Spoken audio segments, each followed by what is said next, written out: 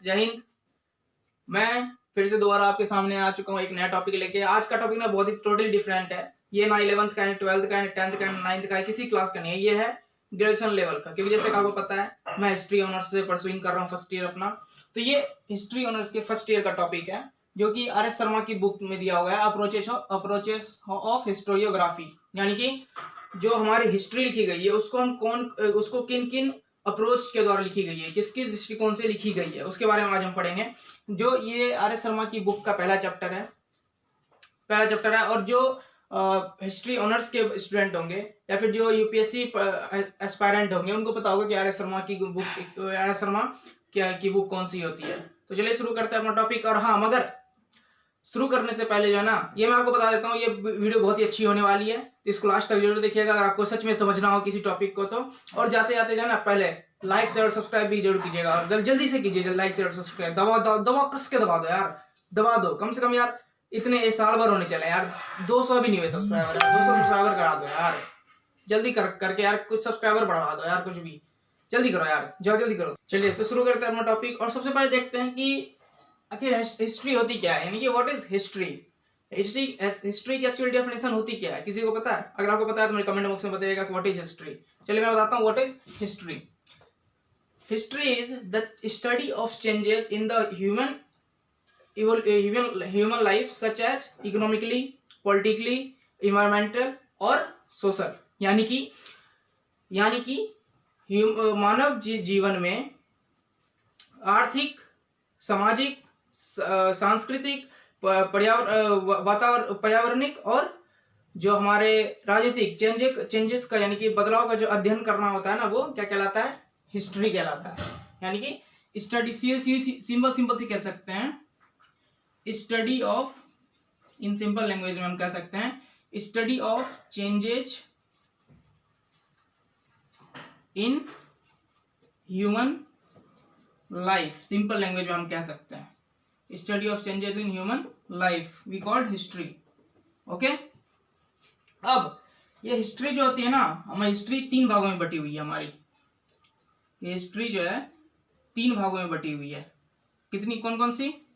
तो पहला, दूसरा और ये तीसरा। यानी कि प्री हिस्ट्री,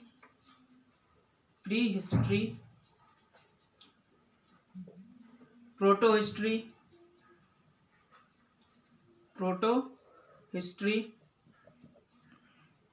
और फिर हिस्ट्री।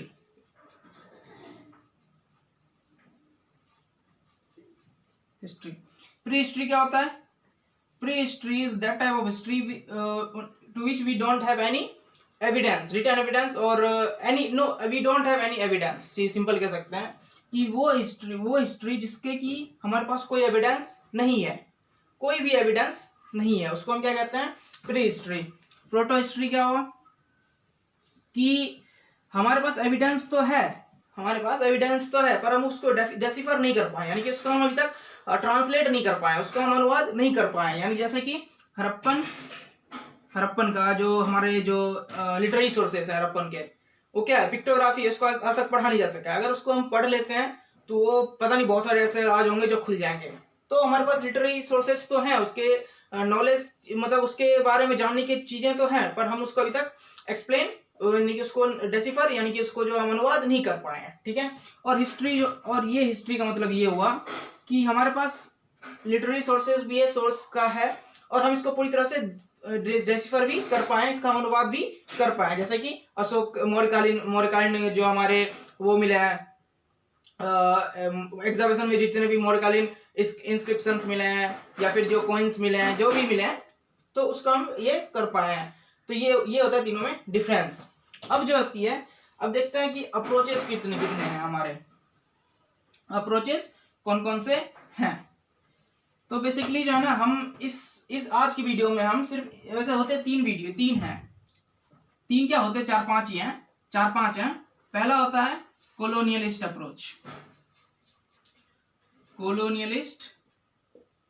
अप्रोच, ठीक है। दूसरा होता है इसके अगेंस्ट में जो खड़ा हुआ, नेशनलिस्ट अप्रोच।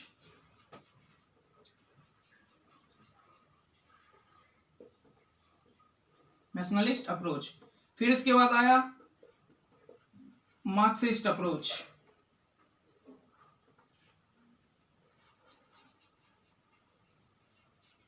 Marxist approach. फिर आया कौन सा, communal approach, WMUNAL,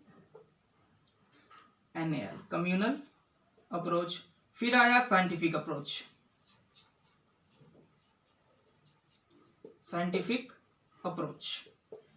communal approach यानी कि औपनिवेशिक दृष्टिकोण। नेशनलिस्ट अप्रोच यानी कि राष्ट्रवादी दृष्टिकोण।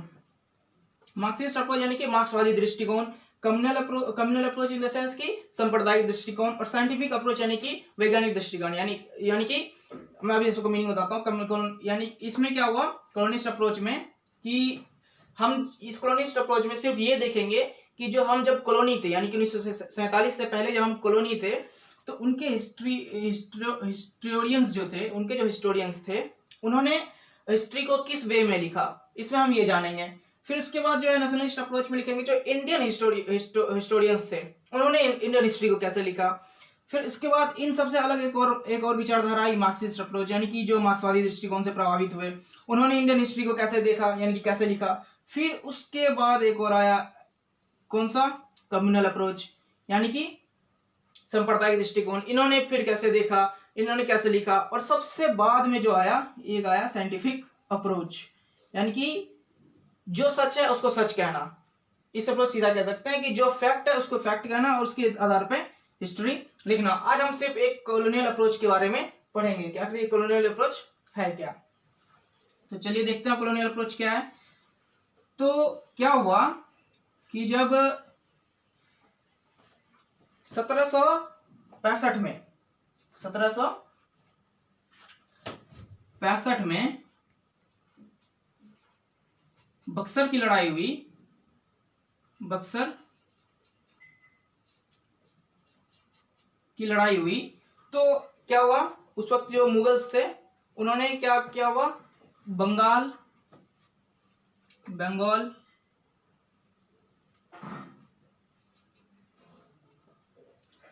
बिहार और उड़ीसा, इन तीनों को जो है ना ब्रिटिशर्स के हवाले कर दिया गया। यानी कि ब्रिटिशर्स इन तीनों पे राज करने लगे 1965 की लड़ाई के बाद।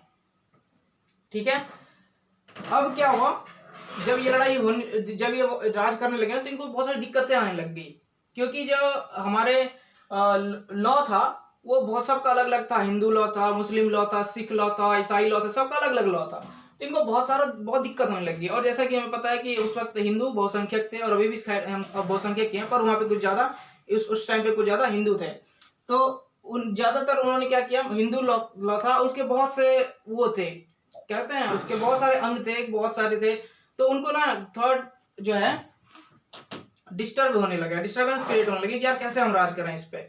तो उन्होंने इसका एक तोड़ निकाला, और 1766 में जो हमारी हिंदू की लॉ बुक है मनुस्मृति, जिसको कि मनु ने लिखा था, मनुस्मृति,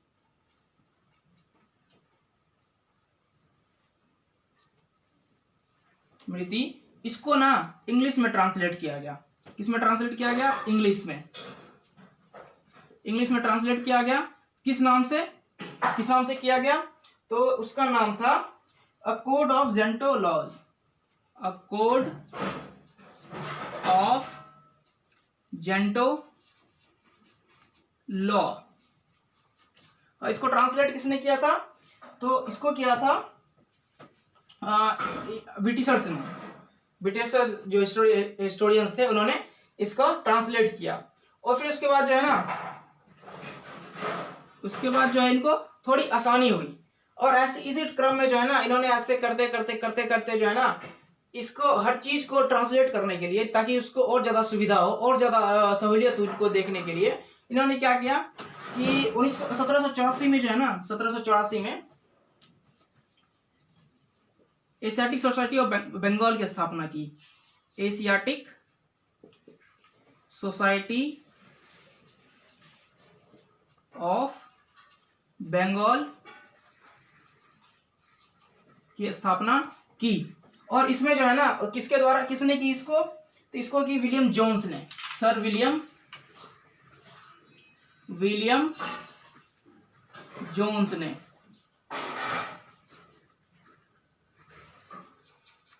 ने इसकी स्थापना की। और इसमें जो है ना बहुत सारे मतलब, और इसके साथ और बहुत सारे हुए, और इसमें जितने भी हमारे जो लॉ बुक्स थे, जितने भी हमारे रिचुअल्स थे, इन सबका ट्रांसलेट किया गया, जितने भी बुक्स थे उन सबका ट्रांसलेट किया गया, ट्रांसलेशन किया जाने लगा। और फिर 1789 में इन्होंने इसी क्रम में हमारी एक बुक थी 1789 में, कौन सी, अभिज्ञान शाकुंतलम, उसका भी ट्रांसलेशन किया गया। किस नाम से, अभिज्ञान शाकुंतलम का ट्रांसलेशन किया गया 1879 में। इसी तरह इस तरह ट्रांसलेट हर चीज को वो करने लगे ताकि वो अपना सहूलियत ला सके, सहूलियत दिखा सके अपने आप को कि हम अच्छे से राज कर सके इस इंडिया पर। ठीक है, तो यहां तक तो हो गई इसकी बात है। अब देखते हैं कि आगे अब क्या हुआ, आगे क्या हुआ। ये इन्होंने ये सिर्फ इतना, ये सिर्फ अभिज्ञान शाकुंतलम तक ही नहीं रुके, इन्होंने जो हमारी भगवत गीता है उसको भी 1785 में भगवत गीता को भी ट्रांसलेट किया हिंदी में, इंग्लिश में, सॉरी, भगवत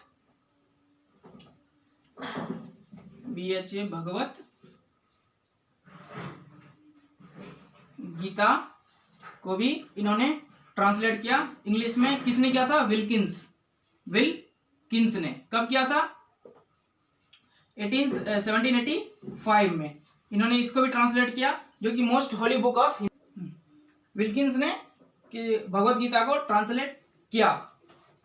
अभी तो मैंने आपको बताया था ना विलियम जोन्स, तो विलियम जोन्स ने ऐसे, ये पहले विलियम जोन्स पहले ऐसे हिस्टोरियंस थे जिन्होंने ये कहा था कि जो संस्कृत है और Iranian same language of family से बिलोंग करती है, यानी कि यूरोपियन लैंग्वेज जो है वो संस्कृत और ईरानियन से मिलती रहती है। जब इन्होंने ये कहा ना तो बहुत से कंट्रीज में ऐसे ललक उठ गई कि यार ऐसा कैसे हो सकता है, संस्कृत हमसे कैसे मिल सकती है। तो उन्होंने क्या किया कि अब चेयर बैठाना शुरू कर दिया, यानी कि इंडोलॉजिकल स्टडी को बढ़ावा देना शुरू कर दिया। Indological study in the sense की स्टडी ऑफ लैंग्वेज, उनको बढ़ावा दिया, स्पेशली संस्कृत को। उन्होंने कहा कि चलो देखते हैं क्या सच में ऐसा है। तो रसिया, ब्रिटेन, इन सब ने जो है ना बहुत चेयर बैठा, इनकी मतलब एक तरह से कह सकते हैं कि संस्कृत एकदम से वैल्यू बढ़ गई। ठीक है, और इन सबको जो बढ़ावा किसने दिया, मैक्स मूलर ने उसने इसको बढ़ावा दिया। और उसने जो है ना पूरी तरह से जो है ना एक तरह से कह सकते हैं कि जो हमारी हिस्ट्री थी उसको पूरी तरह से पलट दिया। जब 1857 का सैनिक रिवॉल्ट हुआ था, ट्रूप रिवॉल्ट हुआ, तो ऐसा उनको लगने लगा कि ब्रिटिशर्स को कि हम सिर्फ जो है ना इनको हम काबू नहीं पा सकते, इनके ना एक अलग और क्राइटेरिया हमें अपनाना होगा। कौन सी क्राइटेरिया अपनानी होगी, तो कौन सी क्राइटेरिया अपनानी होगी हमारे, तो इन्होंने क्या कहा कि हमें अगर एलियन पीपल पे अगर राज करना है, तो हमें क्या करना होगा कि जो हमारे रिचुअल्स हैं, जो हिंदुओं के यानी कि इंडिया के रिचुअल्स हैं, उसको अच्छे से और समझना होगा, ताकि हम इसको और अच्छे से एलियन पीपल पे हम राज कर सकें। क्या कर सकें, राज कर सकें एलियन पीपल पे। तो इसीलिए उन्होंने क्या किया, जो मैक्स मूलर थे उन्होंने हिस्ट्री लिखनी शुरू की, और पूरी तरह से उन्होंने क्या किया, क्रिटिसाइज करना शुरू कर दिया हर एंगल पे इंडियन हिस्ट्री को, और अपने आप को जो है ना कुछ ज्यादा ही एम्फेसाइज करना शुरू कर दिया। उन्होंने ये बताना शुरू कर दिया कि नहीं, इंडिया जो है वो डिस्पोटिक रूल के आदी है, मतलब उनको सिर्फ जो है ना निरंकुश शासन ही चला सकता है, उनके पास कोई मतलब अपना कोई कुछ नहीं है उनके पास राज करने के लिए, मतलब वो खुद से कभी राज कर ही नहीं सकते।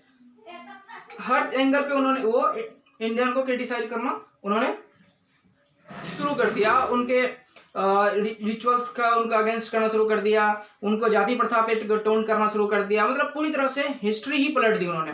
या उन्होंने यहाँ तक कह दिया कि अगर हम यूरोपियंस यहाँ नहीं आते तो ये इंडिया आपस में ही लड़के मर जाते, इनका कुछ नहीं हो सकता, इनको सिर्फ एक ही आदमी, मतलब ये सिर्फ अगर रह सकते हैं एकता में तो तभी रह सकते हैं जब इस पे कोई डेस्पोटिक रूल करे, यानी कि कोई डेस्पोटिक किंग उस पे रूल करे, यानी कि निरंकुश शासक कोई रूल करे। और उन्होंने ये भी कहा कि हमारे आने से पहले जो है ना इंडिया के पास कोई पॉलिटिकल यूनिटी नहीं थी, उनको ये भी नहीं पता था कि यूनिटी नाम की कोई चीज होती भी है यानी कि नेशनहुड की उनके अंदर कोई भावना नहीं थी। ये किसका कहना था? एफ मैक्स मूलर का। ये किसका कहना था? एफ मैक्स मूलर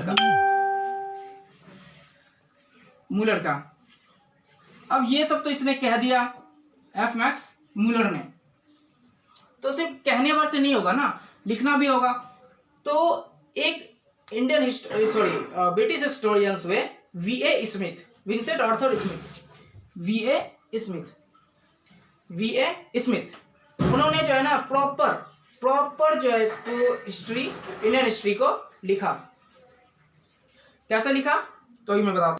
तो वीए स्मिथ ने एक प्रॉपर हिस्ट्री लिखी, और किस नाम से? अर्ली हिस्ट्री ऑफ इंडिया 1904 में। विंसेंट आर्थर स्मिथ, इनका पूरा नाम था विंसेंट आर्थर स्मिथ।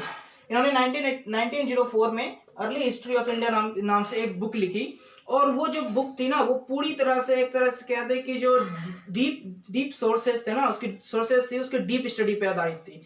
ये जो थे एक ब्रिटिश के रॉयल मेंबर थे, तो ये प्री इंपेरियलिस्ट थे, क्योंकि प्रो इंपेरियलिस्ट थे, यानी कि ये अब तो यार ऐसा हो नहीं सकता ना कि जिस थाली में खाओ तुम उस थाली में छेद करो, ये तो हो नहीं सकता। वो इंडिया में हो सकता है, वो बात अलग है, लेकिन विदेशों में ऐसा बेसिकली बहुत कम होता है। उस टाइम पे बहुत कम होता था, क्योंकि यार ये क्या थे कि ये एक सिविल सर्वेंट थे, वीए स्मिथ। तो इन्होंने पूरी हिस्ट्री को ना इस तरह से लिखा ताकि जो है ना जो हमारा जो मतलब ब्रिटिश रूल जो है वो पूरी तरह से बढ़ाई की गई, पूरी तरह से उसकी रूल को कि हाँ मतलब पूरी तरह से सही ठहराया गया। इनके जो बुक थी ना इसमें आधे से ज्यादा जो है ना जो है टॉपिक्स इन्होंने किस पे लिखे हैं? अलेक्जेंडर के ऊपर। अलेक्जेंडर याद होगा, पोरस और अलेक्जेंडर, तो उसके ऊपर पूरी लिखी है कि उनका आधा से ज्यादा ये बुक जो है ना ये उन्हीं के ऊपर है। इनकी बुक जो है अलेक्जेंडर के ऊपर ही है, पूरी तरह से भरी पड़ी है। और इन्होंने सिर्फ ये काम किया कि इन्होंने बताना चाहा कि नहीं यूरोपियंस हैं, मतलब हम ग्रेट हैं, हम हैं तो इंडिया है, वरना इंडिया कुछ नहीं है। ठीक है।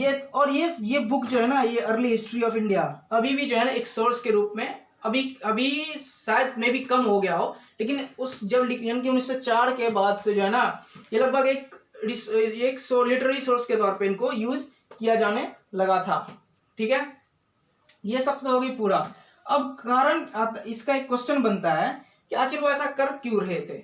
इसका अगर शॉर्ट में इसका मैं अगर ब्रीफ दूं, जो शॉर्ट करूं इसको, तो इन सब हम ये कह सकते हैं, वी कैन से दैट कि दे want to translate these things because of their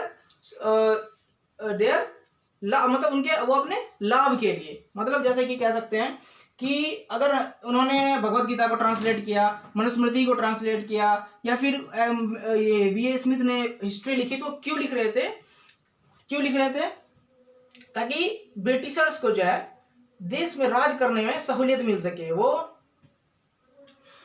ऐसा मतलब कह सकें कि ये ऐसा मतलब कह सकें कि नहीं ब्रिटिश जो है अच्छे हैं, ब्रिटिश से होते तो हम हैं, नहीं तो हम कुछ नहीं है। उन्होंने क्या कहा?